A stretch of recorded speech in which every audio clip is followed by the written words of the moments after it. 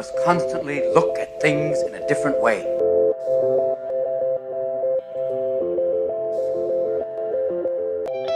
The Healthcare Education Transformation Podcast was created by two physical therapists out of the desire to learn more about the different educational roles in physical therapy and healthcare, and how healthcare education works by talking with educational leaders and people with different perspectives within physical therapy and across interdisciplinary lines on how education can be improved to disrupt the status quo of healthcare education.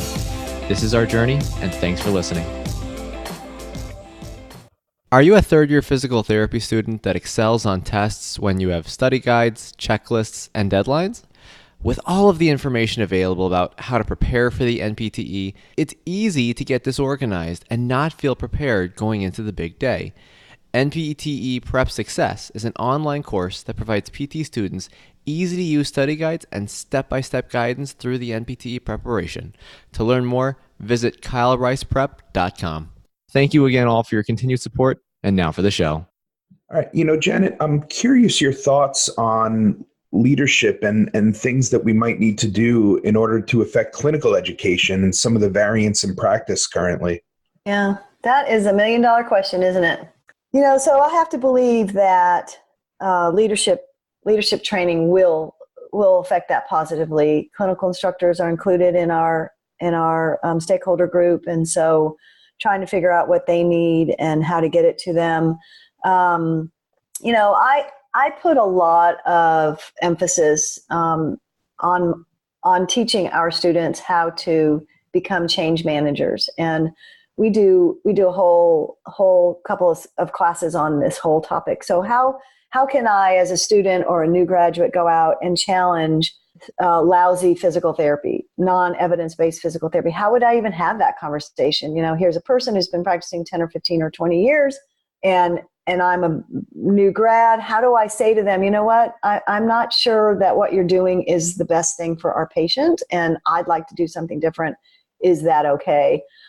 Without really, upsetting the apple cart and stopping the conversation forever. So we really train our students how to do that, and we try to improve their confidence to do that, because it has to come from all of us, doesn't it? I mean, we can't wait for some other external entity to come in and say, we're going to stop paying you for this, so you can't do it anymore, which is what happens right now, right? So insurance companies decide there's no evidence for something, we're just going to stop paying for it, and that's how practice changes. Well, I'm embarrassed by that, quite frankly. And so I think our students and new professionals who have the latest knowledge and have the greatest knowledge and have the evidence need to share it. And I think, if we can all be mature enough to allow that to happen, I think that will help a lot. And, there's something about physical therapists that I think is our greatest strength and our greatest weakness, and that is that we are people. We all got into this profession because we want to help people. And that means that we are compassionate and caring and tenderhearted. And so that's a strength, right? But it's also a weakness, because that means we don't like conflict.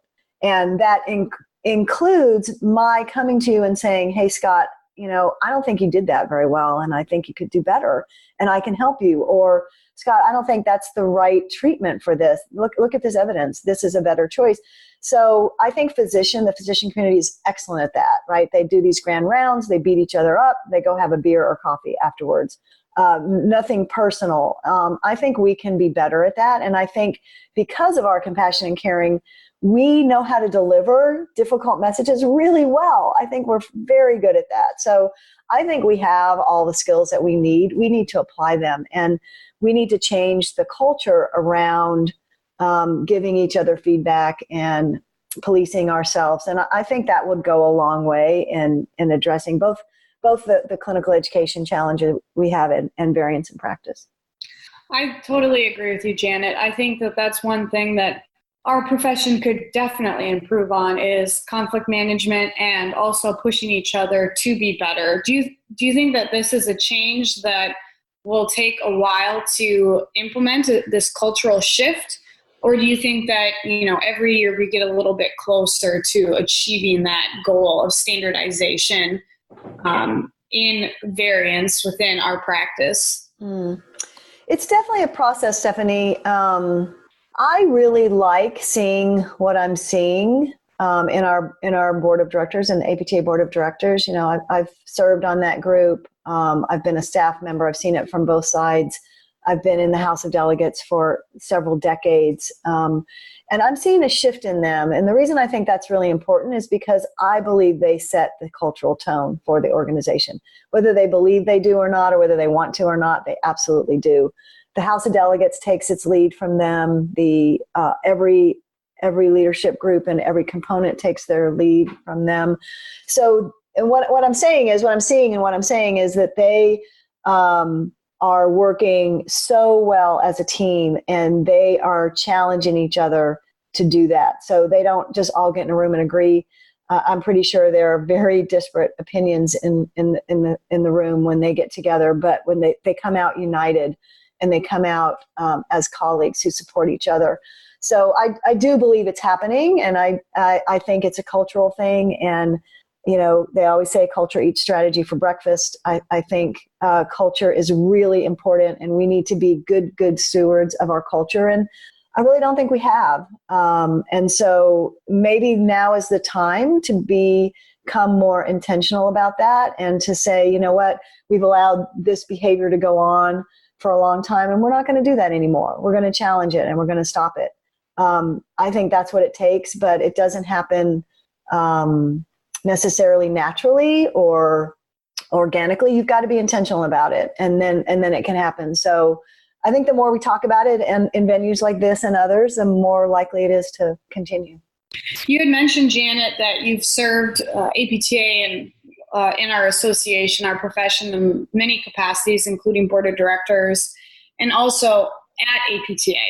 I'm really interested in your experience at APTA. I think that it would be an amazing experience to work in Alexandria.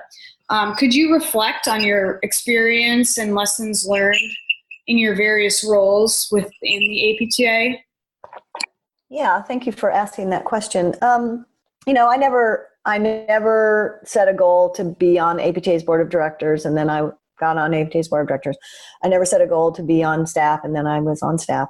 So it wasn't something that I really planned for a long time. However, because I was engaged in APTA, those kinds of opportunities presented themselves to me. And that's my biggest sort of take-home lesson to students that might be listening or new professionals is if you aren't a member of APTA, you have no idea what opportunities you're going to totally miss out on, because it is the most fantastic way to network and meet people and find out what's going on. So there are other ways now that weren't available to me when I was a new professional, like social media.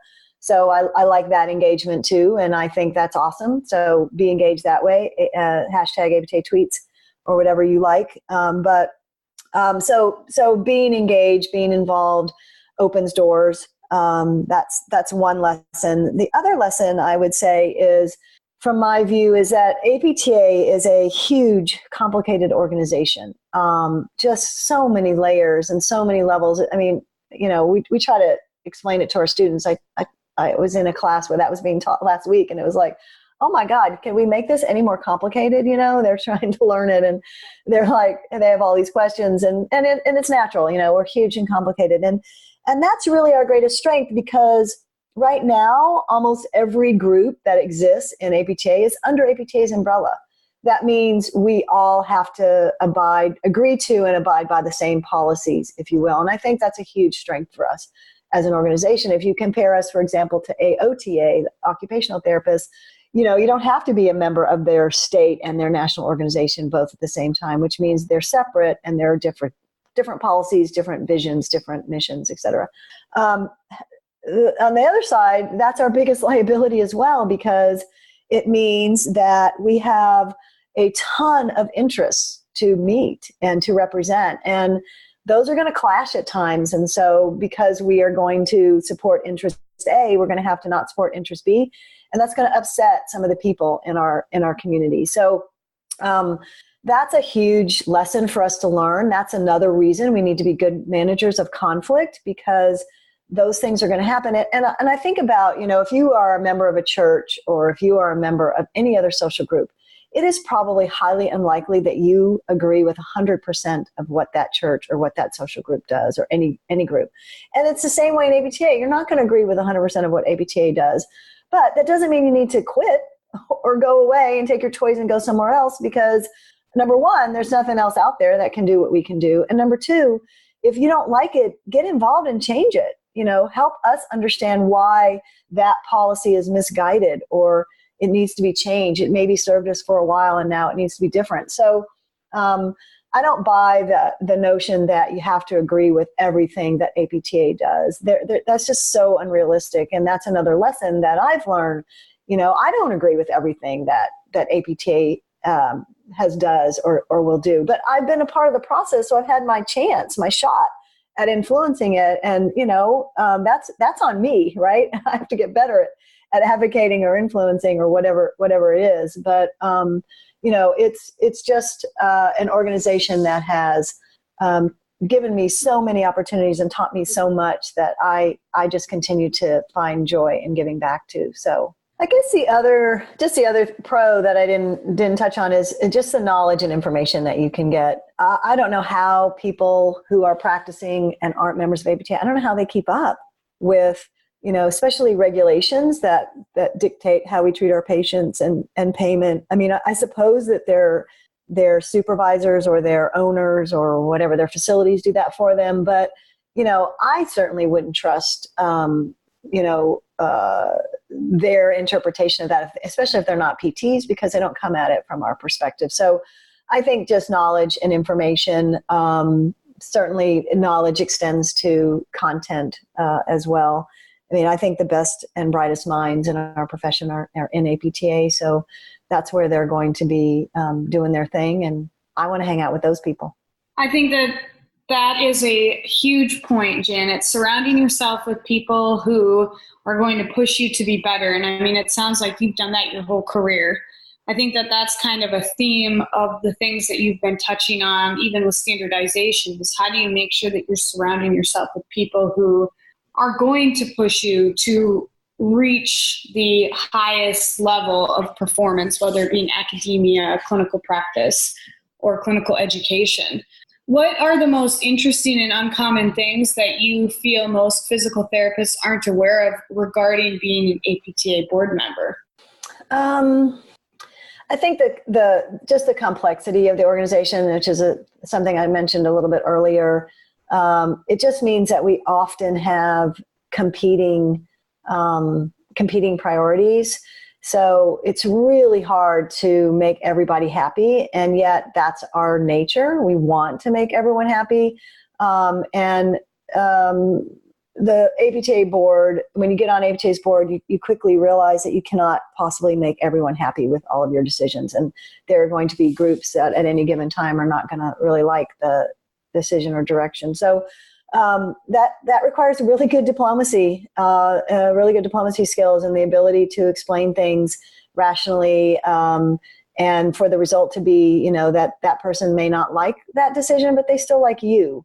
And that's tough for physical therapists to get their heads around because of that altruistic bent that we all come into this with. So that's a challenge, and it has always been a challenge for us, and I think will continue to be a challenge. And I think we get better at it. As I said, I think I've seen that in our board. The other thing is that we interact with a lot of other organizations all the time. So APTA has an amazing presence on Capitol Hill. We are seen as very effective players in that environment. I don't think most PTs realize that. We have very personal relationships with senators and representatives and staff people and people in centers for Medicare and Medicaid services and other areas like that. And because of those good relationships, we are getting paid, and we can practice in a way that is tolerable. And the alternative is that we wouldn't have it as good as we have it. And a lot of people don't think we have it very good right now. And I can't say I disagree with that, but I guess what I'm saying is it would be a lot worse. without those kind of relationships. And it takes years and a lot of money and a lot of effort to make those relationships. And that's why people should be members of APTA, because those relationships don't come easy or cheap. And I'm sorry you may not like that, but it's the way the game is played. And we are a player. And we also have relationships with other organizations, American Association of Orthopedic Surgeons, the family practice people, all kinds of other professions. And that's because people like you guys pay your dues every day and work hard. And people up in Alexandria are representing 180 people who love physical therapy as much as you do, if not more. And they're not physical therapists. Our staff are the most committed people that you'll ever meet. They love our cause. They love working for our cause because in the end it helps people, it helps patients. And that's really priceless in my book. And I was humbled to work beside those people. I mean, I'm a physical therapist and I was getting paid to represent physical therapy, but those people aren't PTs and they're working just as hard as I did. So that's a really cool thing. And that's something I wish every member and non-member of APTA could experience firsthand for themselves. I really respect that you've really gone in and talked about kind of this avenue and some of these things that perhaps a lot of people don't know about. I'm not even just being a board member, but about kind of the work that APTA has done, because I think that's important to get out there. And I know, at least for me, to kind of take a little bit of a different turn on this in terms of a topic, is that while at the APTA's next conference, sitting in at the Catherine Worthingham session with the topic focusing on physical therapist role in addressing the population health needs and hearing how we need to change our patterns to address societal needs from clinical, educational, policy. And we have been seeing some great work done on health promotion from so many, including, but of course not limited to, Mike Eisenhart with the APHPT, Dawn Magnuson, Rupa Patel, Dodd Davenport, Kai Kennedy, and so many others. So I guess my question is, how do you feel that we as PTs need to address population health from an educational, clinical, and policy level to really be the most effective? Yeah, that's another $1 million question. So I think it starts with our vision, right? So our vision is to transform society. And the way we have done that, the way we have influenced society historically is one patient at a time, right? Our model is the one-on-one model. It's always been the one-on-one model. I think we've prided ourselves on that. And we're really, really, really good at that model. But we can't reach enough people that way. So I think we have to figure out what models exist for us to allow us to reach more people. And I think the population health approach is one of those. My background is in health promotion and wellness. That's what my PhD is in. I'm a certified health and wellness coach. So for my own practice, I coach people one-on-one, but I've started doing group coaching. And I just published a paper on that, and the evidence was pretty strong that I could get really good outcomes in that way too. And it's a lot more cost effective and a lot faster. I always have a waiting list of clients that want to be coached one-on-one. So that's a small example, but things like that, we've got to figure out how to reach more members of our community. And the ones we're not reaching are those ones that are historically underserved. And so I think there's just a vast amount of opportunity out there in this area. And I know and work with all the people you just mentioned, and I think they're doing incredible things, and more people need to know about what they're doing, and more people need to try it. And, it's hard because our payment model isn't set up for that. You have to take big risks to do it. And people are figuring out how to make it happen. So I think this is a time for busting norms and trying to try new things. I mean, what's the worst that could happen? That's what I always ask myself when I do something like this. And if that risk is acceptable, go for it. If it doesn't work, we've learned something. But if you don't try it, then we don't know.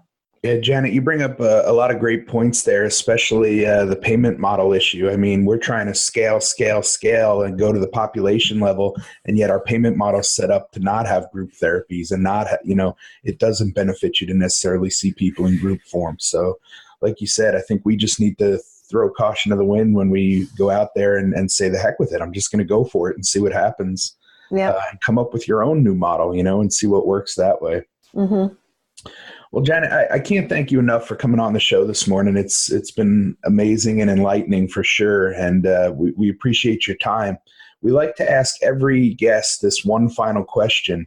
If you could change one aspect of healthcare education, DPT or otherwise, which aspect would you change and how would you change it? Yeah.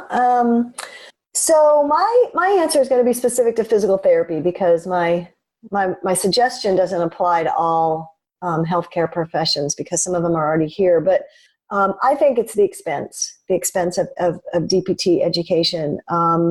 And one way to address that is to create schools of physical therapy. So, for example, in my case, we are part of a college of health professions.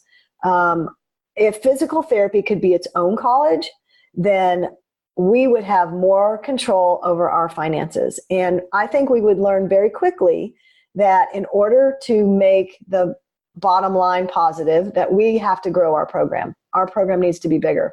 These small 40 student programs, which our program is, 40 student program, they just don't make economic sense.